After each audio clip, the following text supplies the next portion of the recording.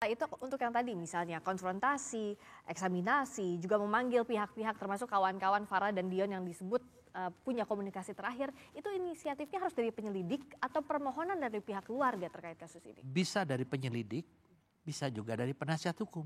Karena kan kita ingin mendapatkan satu penjelasan yang jelas ya, kepastian daripada penanganan kasus ini.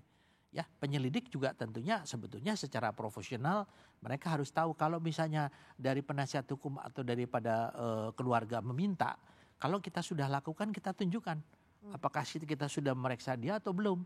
Hasilnya apa? Ada tidak keterkaitannya dengan almarhum kematiannya? Kalau belum ya kita lakukan gitu kan. Ini kan berarti kan ruang yang dibuka oleh Polda Metro Jaya untuk bisa melanjutkan penyelidikan ini tentunya tidak harus dikejar-kejar oleh masyarakat. Tapi saya sependapat memang ya, kalau pengalaman saya semakin cepat kita menangani satu kasus itu ruang atau potensi untuk menghilangkan alat bukti atau mungkin orang itu akan lari kemana-mana semakin kecil. Ya, tetapi ini tentunya saya sampaikan, saya di sini kan bukan sebagai penyelidik ya.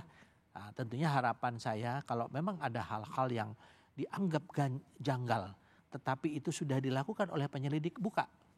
Ya, harus disampaikan meskipun tidak harus dipublikasikan, dan itu kewajiban keluarga yang sudah kehilangan anggota keluarganya untuk mengetahui sehingga mereka puas bahwa apa yang dilakukan polisi itu sudah profesional.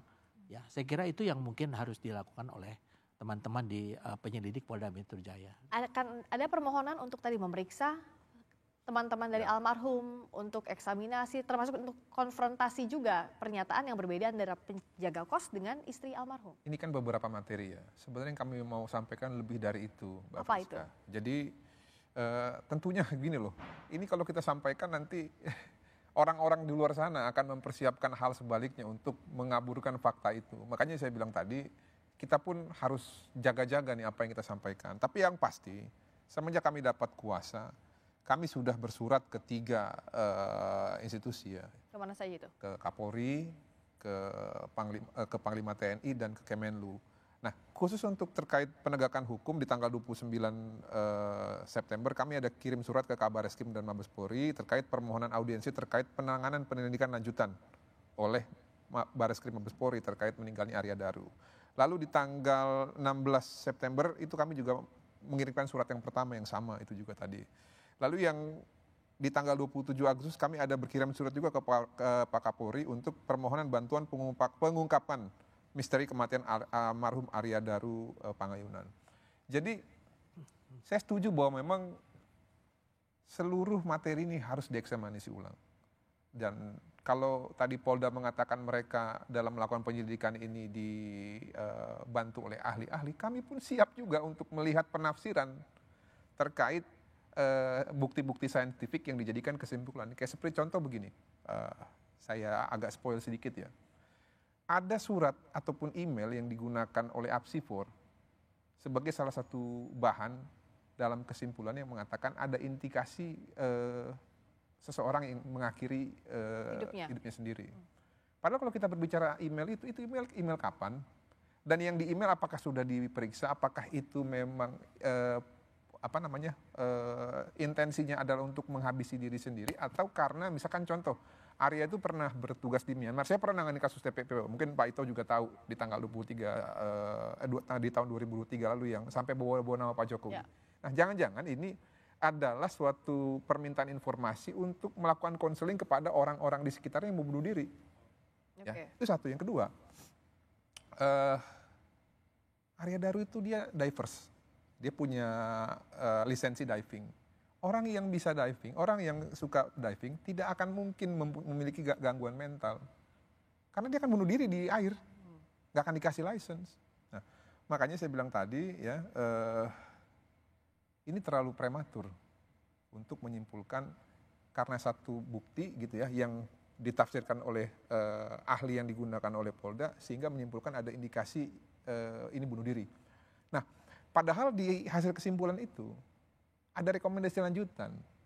Seluruh temuan-temuan ini bukan suatu kesimpulan yang 100%. Sehingga harus digali lagi terhadap petunjuk-petunjuk lain yang bisa benar-benar memastikan apakah memang benar hasil analisa tersebut. Nah, yang jadi soal sekarang kan, apakah Kalau kita menggunakan ahli psikolog yang lain, itu penafsirannya sama atau tidak dengan ini. Nah itu yang kami siap challenge nanti untuk eksaminasi alat bukti. Silakan hadirkan ahli-ahli tersebut, kami akan bawa ahli kami juga. Ayo kita sama-sama eksaminasi alat buktinya, termasuk saksi-saksi yang sudah memberikan keterangan, supaya kesimpulan itu bisa kita uji.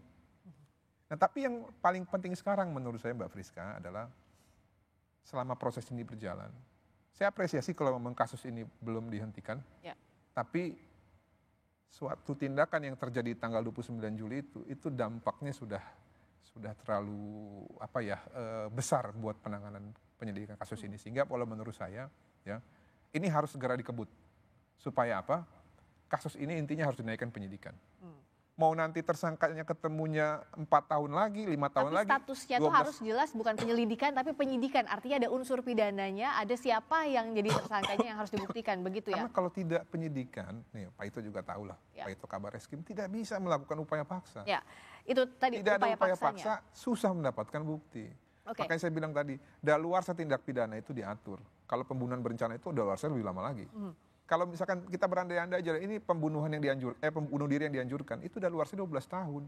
Masih banyak waktu, makanya jangan terlalu cepat membuat suatu kesimpulan. Bahkan ada orang per orang yang mengatakan memberikan apresiasi karena penanganannya cepat dan sudah lengkap. Ini manusia, bukan barang.